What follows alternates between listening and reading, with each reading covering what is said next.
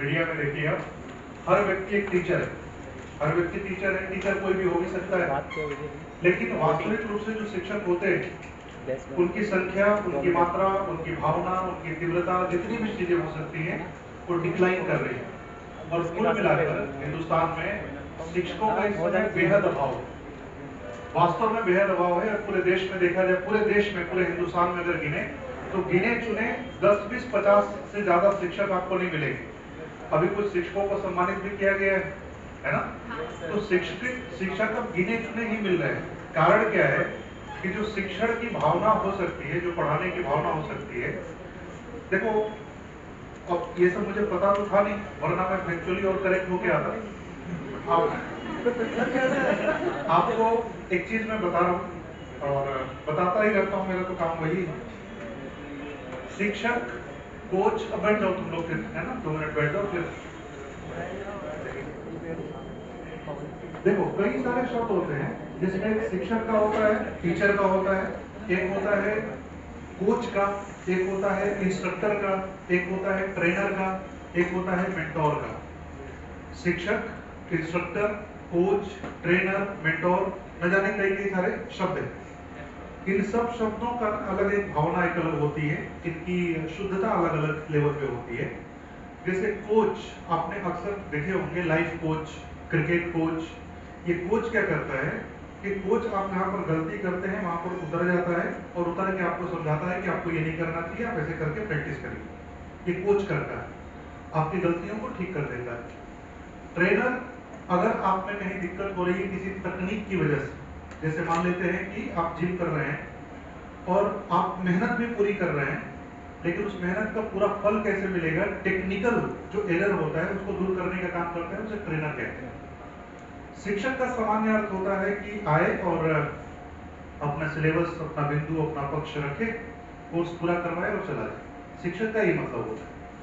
एक शिक्षक का आपके प्रश्न, शिक्षक के पास आपके सारे सवालों का जवाब होता है और आपके प्रश्नों को पूरी तरीके से संतुष्ट करके भेजता है कि आपके जो भी क्वेरीज है, आपके जो भी इंक्वायरी, उन सबको भेजा जाता है। इसीलिए शिक्षक का महत्व हमारे समाज में शुरू से रहा है और इसीलिए शिक्षक के रूप में माता पिता को ऊपर रखा जाता है। गुरु, जो मेंटोर जिसको कहते हैं ना, वो सबसे ऊपर होता है। वो कभी भी आपकी समस्या का समाधान नहीं करता है। शिक्षक एक समस्या का समाधान करके भेजता है, एक गुरु उस समस्या का समाधान करने के लायक आपको बना के भेजता है। एक शिक्षक आपके प्रश्नों के सारे उत्तर दे के भेजता है।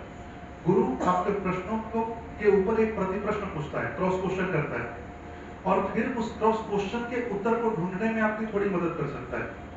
वो प्यास ऐसी जगह के भेजता है कि जिसकी पूर्ति के लिए आप जीवन भर तड़पते रहिए, और जिस दिन आपकी प्यास खत्म हो गई आप भी एक गुरु बन जाते हैं। मतलब कि वो आपको अपने जैसा बनाना चाहता है या कुछ ऐसा बनाना चाहता है कि जिससे आप भी अपने जीवन में कहीं प्रकाश फैला सकें। उसका ना तो पाठ्यक्रम से कोई मतलब होता है, ना उसके जीवन का कभी सिलेबस होता है। एक टीचर के रूप में एक व्यक्ति का सिलेबस पूरा हो जाता है, एक गुरु का सिलेबस कभी पूरा नहीं होता है जब तक आपकी जिंदगी रहेगी। जैसे एक उदाहरण आपको दे रहा हूँ, भगवान राम थे तो उनकी शिक्षा पूरी हो गई और भगवान राम पढ़ने में ठीक थे, उनकी शिक्षा पूरी हो गई, उनके गुरु थे वशिष्ठ। लेकिन जीवन में कई ऐसी उलझने आई जहां पर शिक्षा कभी काम नहीं आई, साक्षरता कभी काम नहीं आई, शास्त्र कभी काम नहीं आए, वेद कभी काम नहीं आए। जैसे अगर आपने रामायण देखी हुआ, सुना हो उसके बारे में, तो जंगल में जब वो लोग जाते हैं और उनको मनाने के लिए उनका भाई गया, भरत जिनका नाम था, तो भरत ने शर्त रखी कि आप वापस जाएंगे तो ही मैं जाऊंगा, नहीं तो नहीं जाऊंगा। इस दुविधा के समय न तो शिक्षा काम आई, न ज्ञान काम आया, न कुछ चीज काम आई, तो फिर गुरु के पास जाना पड़ा। इसलिए गुरु का कभी हमारे यहाँ, हमारी संस्कृति में, हमारे देश में कोई स्थान ही नहीं, क्योंकि वो सबसे ऊपर है, उसकी तुलना आसपास रहेगी।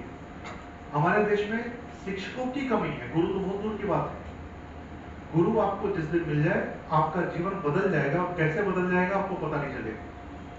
शिक्षक कोई होता नहीं, शिक्षक बनाए जाते हैं। जैसा मैं हमेशा कहता रहा हूं कि जिस दिन अच्छे स्टूडेंट आने शुरू हो जाएंगे, शिक्षक आ जाएगा। गुरु होता है और गुरु तलाश करता है उन लोगों को जिसको अपनी शक्ति, अपना ज्ञान, अपना अनुभव दे सके।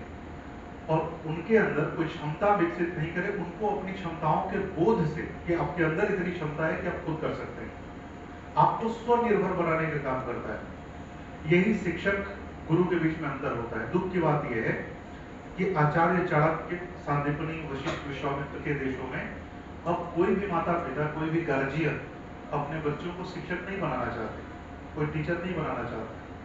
कोई भी टीचर जो है वो अपने काम को लेकर बहुत सम्मानित महसूस नहीं करता है। उसके कई कारण हैं, उस पर कभी बाद में चर्चा करेंगे।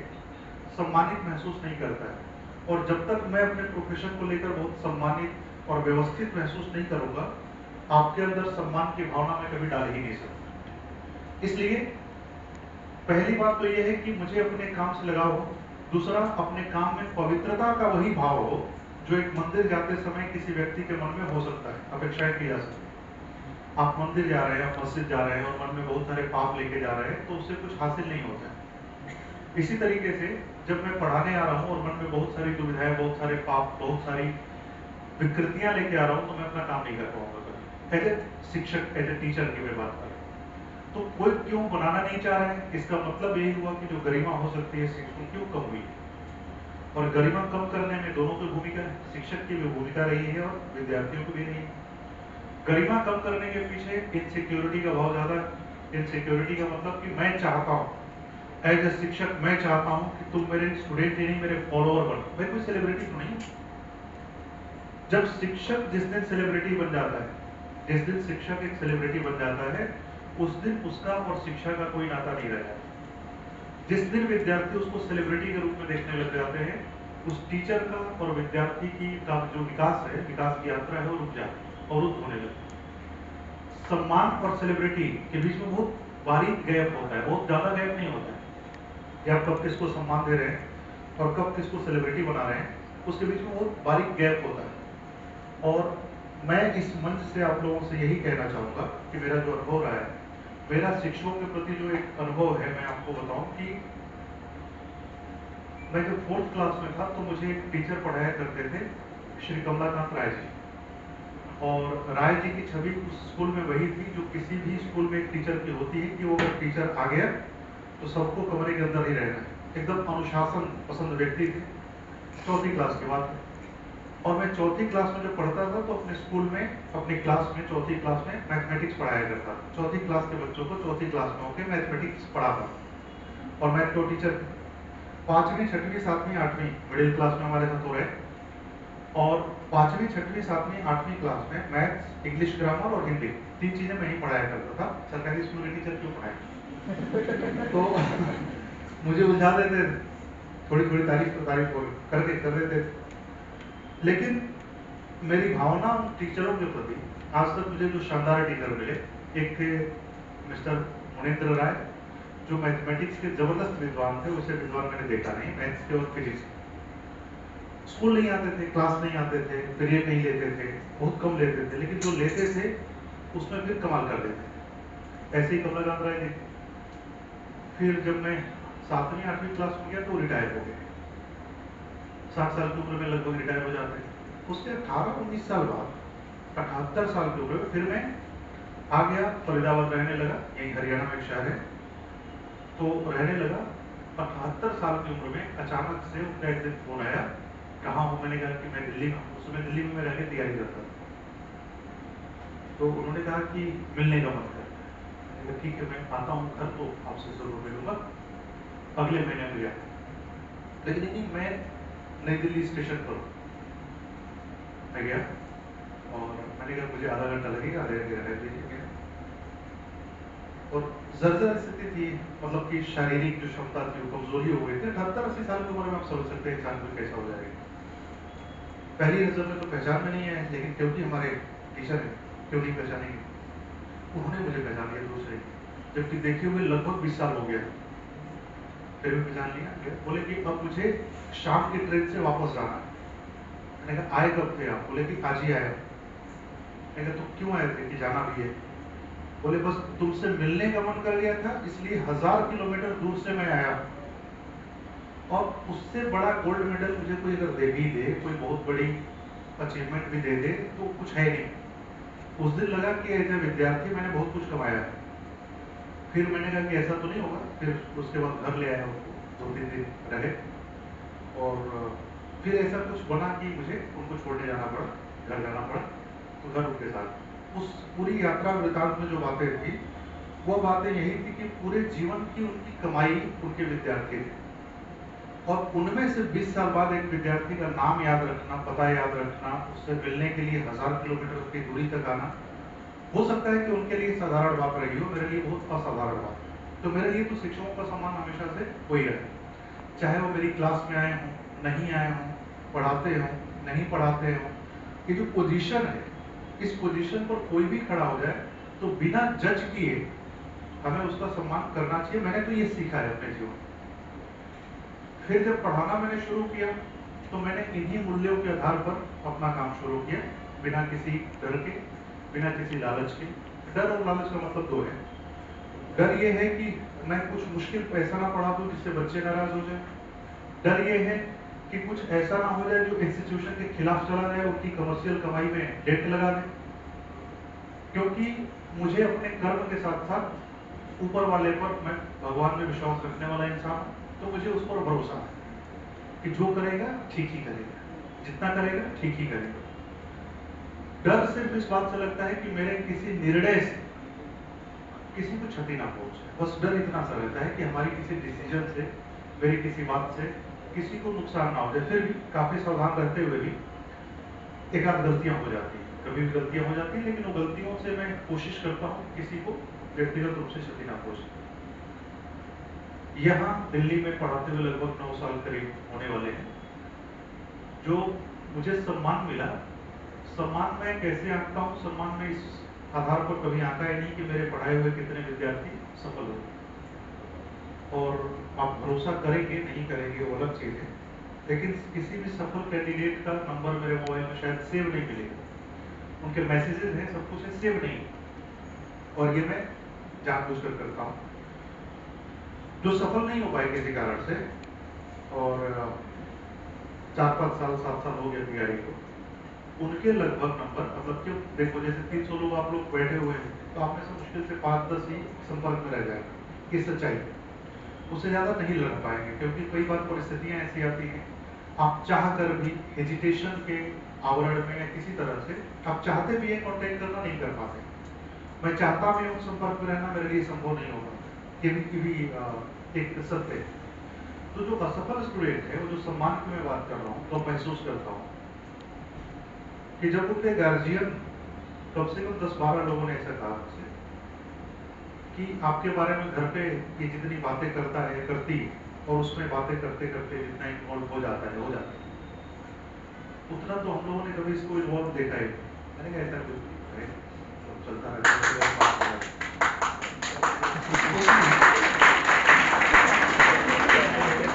उसमें फिर मैंने उससे यही सीखा, बोला कि इनकी पर्सनालिटी पूरी चेंज हो गई, इनकी सोच पूरी चेंज हो गई है, और ये जहां भी जाते हैं वहां पर एक अलग ही व्यक्ति नजर आते हैं और सकारात्मक व्यक्ति नजर आते हैं। और मैं रत्ती भर इसमें झूठ नहीं बोल रहा हूँ कि वो जो होता है ना मोमेंट, उसमें लगता है कि मैंने कुछ किया है। क्योंकि एक शिक्षक के रूप में, शिक्षक का क्या होता है, श्रृंगार क्या होता है? शिक्षक का सबसे बड़ा श्रृंगार पता है क्या होता है? उसके विद्यार्थी होते हैं। और जब वो विद्यार्थी ऐसे काम करने लगते, सफलता असफलता तो एक पेपर की बात है। मेरा 2 नंबर से सिलेक्शन नहीं हुआ, मैं सिलेक्ट हो जाता, कहीं सर्व कर रहा होता, हो सकता है सिलेक्शन, मैंने प्रयास किया होता, हो सकता है आगे हो गया। 3 अटेम्प्ट मैंने छोड़ दिए थे अपने यूपीएससी के, 3 ही अटेम्प्ट मैंने दिए हैं, 3 अटेम्प्ट नहीं दिया है। तो श्रृंगार होते हैं विद्यार्थी। जब श्रृंगार अच्छे मिल जाते हैं ना, तो फिर आपके रास्ते, आपकी मंजिलें, दूसरी चीजों की जरूरत पड़ती है। और मैं इसी में खुश रहता हूँ कि शायद मेरी कही हुई बात, भूगोल तो देखो कहीं भी पढ़ लो, भूगोल मुझे आता भी नहीं, भूगोल में जानता भी नहीं हूँ और भूगोल पढ़ाने की इच्छा भी नहीं। लेकिन मुझे लग रहा है कि जो जीवन अगर आप समझ लेंगे मेरे अनुभव से, आपके अनुभव से, समग्रता से, उसके बाद जब आप जीवन पथ पर चले, आपका रास्ता थोड़ा मुलायम हो जाए, आसान हो जाए। और आसान होने का मतलब नहीं कि रास्ता ठीक हो गया, आप चलने के लिए इतने मजबूत हो गए कि सारी चीजें आसान हो गई। जिस दिन ये महसूस आप करने लगेंगे, और उम्मीद है कि क्लास के खत्म होते होते करने भी लगेंगे, जिस दिन आप करने लगेंगे वही मेरी सफलता, वही मेरा शिकार है। और इस मामले में मैं बड़ा भाग्यशाली रहा। दिल्ली हो, जयपुर में भी साल भर पहले आना हुआ, इलाहाबाद में एक आध बार गया हूँ, लखनऊ में गया हूँ एक आध बार, काफी शहरों में तो जाने का कोई अनुभव नहीं है। लेकिन जितने लोग मिले, जो चीजें मुझे प्राप्त हुई इस उम्र में किसी को प्राप्त नहीं होगी, और इसके लिए ईश्वर ही साक्षी है। ईश्वर का ही धन्यवाद है, मेरे अंदर कोई ऐसी प्रतिभा नहीं। और इस बात में आप लोगों ने जो ये किया, ये सब करने की देखो जरूरत है, कभी जरूरत नहीं पड़ती है। आपकी भावनाएं हमारे साथ इतने प्रबल रूप में जुड़ती है कि कई बार मैं जब एंटर करता हूँ तो मूड ठीक नहीं होती कई चीजें, लेकिन आपकी क्लास में आते ही वो सारी चीजें खत्म हो जाती है। ये आपकी सकारात्मक ऊर्जा को दर्शाती है, और इस सकारात्मक ऊर्जा के साथ रहिए, आपसे हमें ऊर्जा मिलती है, फिर हम ये ऊर्जा बाकी बैचेस में बांटते रहते हैं। इसके लिए आप लोगों का बड़ा बड़ा धन्यवाद। आप जीवन में जहाँ कहीं रहें, मुलाकातें होती रहेंगी, भेंट होता रहेगा, लेकिन जहाँ कहीं भी रहो बस ठीक से रहेंगे। सफलता असफलता दुनिया जज करेगी, करने दो। तुम अपने आप को सफलता या असफलता पे कभी जज मत करना। और जब भी ऐसी अड़चनों में फंसो, याद रखना कि अगर मन शांत है तो तुम सफल हो, नहीं तो सब कुछ प्राप्त करके भी खुद से जूझ रहे हो, अपनों से जूझ रहे हो, माँ बाप से जूझ रहे हो, पति पत्नी में लड़ाई हो रही, कोई सफलता का मायने रहता है। ठीक है, इसलिए खुद से रखो, खुद पे कॉन्फिडेंस रखो, अपनी सफलता के मापक खुद रहो। अपनी जिंदगी की ड्राइविंग सीट पर किसी और को बैठने मत दो, और जब ड्राइविंग सीट पर बैठ गए तो इस कॉन्फिडेंस के साथ गाड़ी चलाओ, उड़ाई देगी।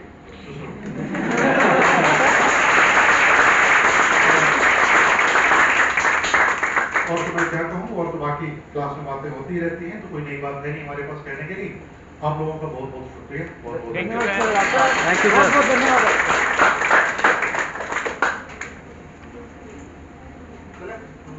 धन्यवाद सर।